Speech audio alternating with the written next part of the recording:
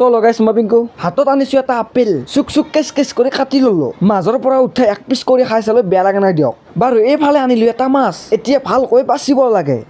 এনেকুৱা কৰি বাচা হোৱাৰ পিছত ৰ'দত দিলো যিহেতু আলু ওলকবিৰে বনাম সেইবাবে ওলাই ললো চিক চিকাকৈ আলু চিলোৱা আৰম্ভণি কৰিলো গোটাখানি আলু চিলোৱা আমাৰ কমপ্লিট তাৰে পিছত কেচ কেচকৈ টুকুৰা টুকুৰি কৰিব লাগিব আলু চালে আলু টুকুৰা টুকুৰি কাটা কৰি হৈ গ'ল বাৰু ওলকবিৰ বাকাল চেলাই আছো ওলকবি বেছি চিলোৱা নাই দুটাই চেলাইছো হৈ যাব দিয়ক তাৰ পিছত সেই ওলকবিকেইটা খেচ খেচকৈ কাটিব লাগিব বাৰু আলু ওলকবি গোটাখানি কাটা হৈ গ'ল দিয়ক তাৰ পিছত আনিছো পিঁয়াজ নহৰু আদা প্ৰথমতে চেলাব লৈছো পিঁয়াজ তাৰ পিছত চেলাই আছো আদা জলকীয়া আদা নহৰু পিঁয়াজ গোটাখানি আমাৰ কাটা কমপ্লিট বাৰু ফাইনেলি আমাৰ গোটাখানি কমপ্লিট হৈ গ'ল কাটা গোটা আদা নহৰু জলকীয়া সৰু চাই উৰাং এটাক ভালদৰে খুন্দি আছো এনেকৈ কৰি ধুনীয়াকৈ খুন্দি দিলো দিয়ক বনাবৰ কাৰণে মেইন হৈছে খৰিটো কেৰাহীটোত অলপমান পানী দি তাৰে ওপৰত বহাই দিলো আলুখিনি সিজিবৰ কাৰণে আলু সিজে হোৱাৰ পিছত সানি লৈ কিনে বহাই দিলো কেৰাহীটোত তাৰ পিছত মাছ ভাজি মাছখিনি আলু পানীৰ ওপৰত দি দিলো ফাইনেলি গ'ল ভাত আঞ্জা বনাই থকা বাৰু বেছিভাগ নেদেখুৱালো আঞ্জাই ভাতখিনি টপত টপতকৈ খাইছিলো বেয়া লাগে না দিয়ক সোৱাদ লাগিল বহুত আজি মই চাইছিলো বাইছ জয় আহোম।